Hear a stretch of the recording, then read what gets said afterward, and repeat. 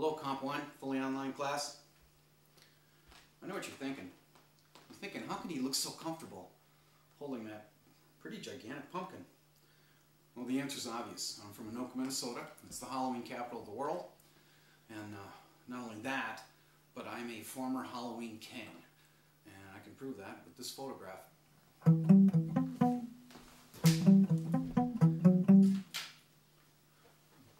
What that means, of course, is that I'm an expert on Halloween, not just rhetoric. And for the rest of this month, if you have any questions or concerns about Halloween, any worries, just shoot me an email, and I'll clear things up for you. The last time we were together, I was down at that wedding when I snuck away and just gave you enough information about arrangements so you can be dangerous. Pretty much got through the second house of rhetoric and what I wanted to tell you about it. And right now, we've had some talk of invention, which is where we get our ideas for speaking or for writing. We've talked about arrangement, at least in terms of what has to go on in an essay, although I think I actually got a little bit more of that gear for you later. And we move now today to a topic that I'm going to be talking about for a while. And it's because I'm so completely interested in it. The third house of rhetoric is the study of style. And there's so many ways to think about it. I just want to get you going on it today with this video. Historically, style has made people who study rhetoric and speeches nervous. Everyone knows that if you can speak glibly enough, with enough style and enough grace, you can kind of almost pretty much convince just about anyone of anything. I read about this anciently in Plato's the Gorgias, I think. I've already talked about that. There's a moment in there where we learn that Socrates, one of my saints, is worried about the idea that if you send two people into a room to speak, one of them is a doctor and one of them is a trained rhetorician, it's the rhetorician who probably has the best chance to convince the people there that he's a doctor, even though he may know nothing about medicine. He or she may know nothing about medicine. I joke about this and I would never do it, but if were I to slip into a medical clinic in Brainerd and sort of, lock a doctor up in an office for a while, I'm pretty sure that I could go up and down the hallway just speaking gracefully, and also I'm kind of a hypochondriac, I know about all kinds of diseases, just diagnosing people, saying, well, you need to do this and this and this. I've got the handwriting, so if you take my classes in the future, you'll see that. No, traditionally, year after year, when I talk to my students about style, I usually begin with the ancients. I think it's Cicero. I'm not sure. If there's a rhetorician watching this, I'm a little bit nervous. Either Cicero or Quintilian said that style is the dress of language.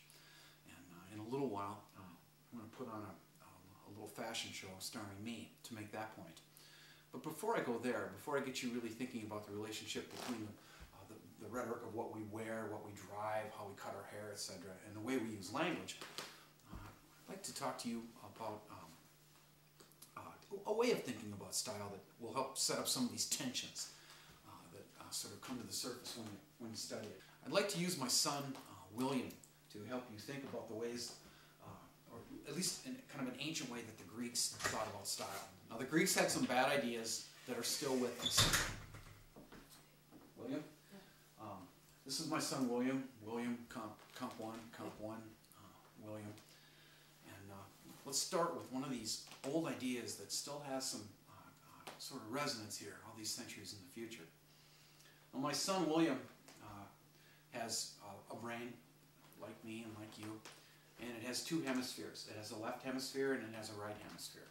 And right back here at the base of his head is something called the Corpus Callosum. And I think that's the thing that allows these two hemispheres to talk to one another. It's called Hemispheric Interaction. In my son William's brain, just like in your brain, there are trillions and trillions of cells. There's a never-ending storm of synaptic lightning. These cells communicating to one another. We'll never ever make a computer as grandiose and as wonderful as our brains. You can dream about it, but I don't think it's going to happen. Up here are numbers and words, notes of music, because he's a better guitar player than I am, and images, memories. The kitchen sink, I think, saw it just fly around this side of his head, and that's how we know the brain works. That's about some of what I know regarding the brain in neuroscience. The Greeks, for some reason, didn't think about our brains that way. Or to put it another way, they had a way of conceiving of the brain as it relates to style that you might find quaint, but I just love the idea. It's definitely still here. The Greeks kind of believed that you had 3 levels, right? Not necessarily hemispheres. For some reason, they thought that at the top of our heads, that's where we are the smartest. Beauty goes up there. I just walked off camera. Poetry, beautiful poetry goes in up here. Mozart goes up here.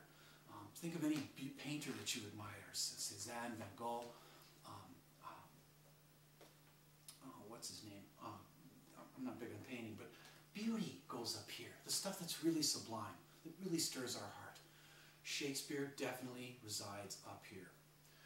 The Greeks also thought that we had kind of a middle part, middle brow, so to speak.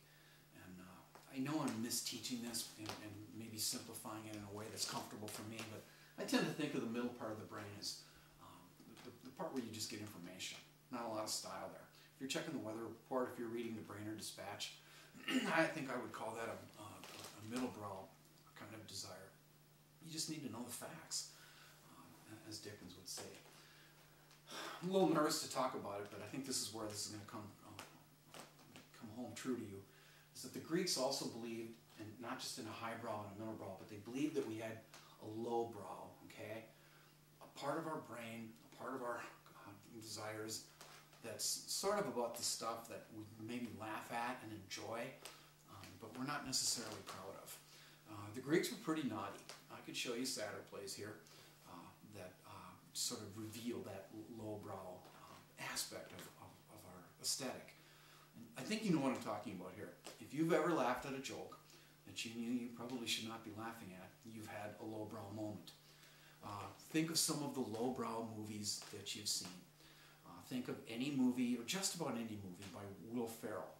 Right? If you've seen Talladega Nights, you've heard him offer grace. If you've seen Anchorman, you've seen those executives out in the parking lot attacking one another with horses and tridents and fire, and it's lowbrow to laugh at that. Think of The Hangover, those first moments of consciousness. I mean, you know these movies.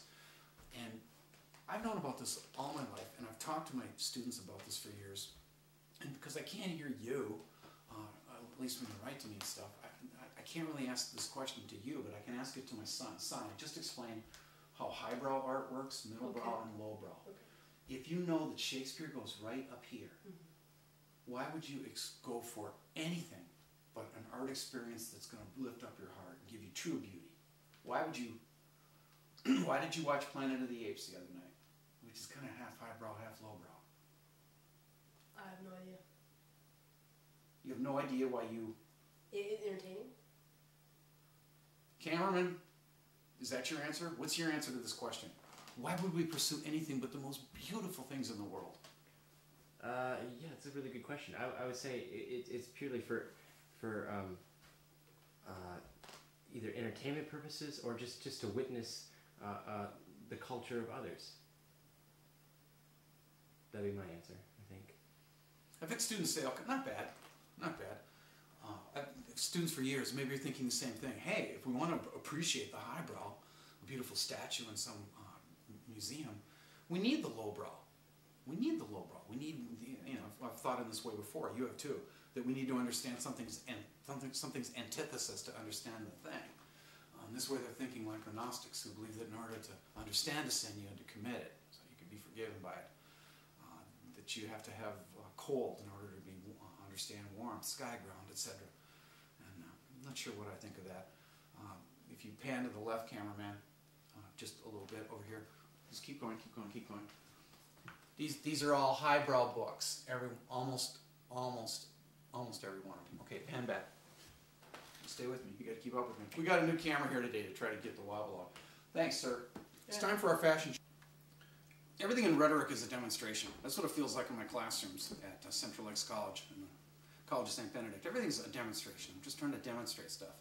And to delve a little bit further into this idea, I'm showing you 2 bags that I'm very fond of. A bag that I used to use and a bag that I now use at Central Lakes College. And what I want to do is just put on a little fashion show, and I'm going to walk back and forth here, and as I walk, I want you to decide which bag has the best style, okay? the subject is style. It's going to be for a few videos. You'll see. I'm a little nervous. Here we go.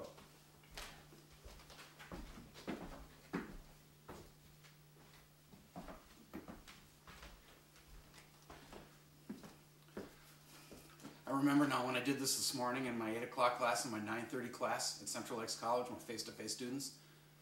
Neither class was happy with my turn. They made me do it again. The second time in those classes, I did it like this.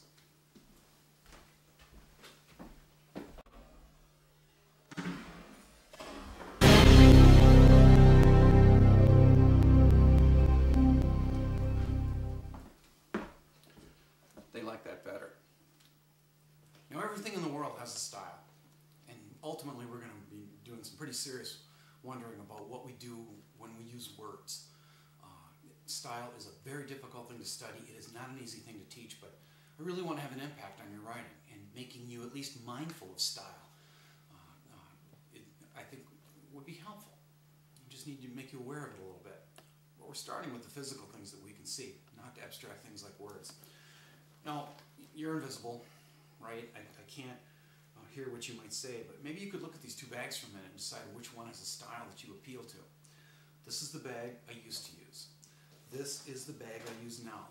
Everyone at Central Lakes College pretty much agreed this morning with me that this is kind of a man purse, you know.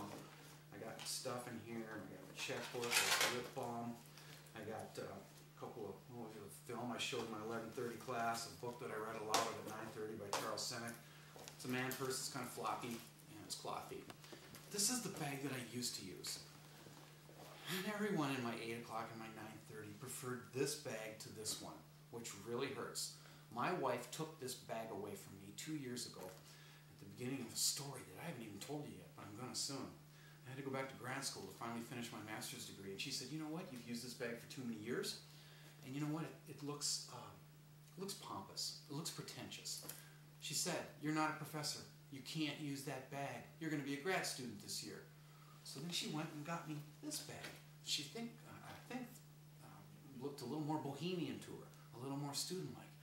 So she took this bag away that I'd used for so long, and she gave me this bag. Now, ironically, I got this for $5 at a garage sale. It's made out of leather. I love it to death. And she spent a whole bunch of money in the Sundance catalog getting me this one. Ironically, to get me looking more relaxed, she spent a boatload of dough. And that's just the way things go. But here's one of the first tensions I want to talk to you about. As we have sort of informal and formal regarding bags, regarding the kinds of clothing that we would wear, so too do we have formal and informal language. And I know you know what that's about.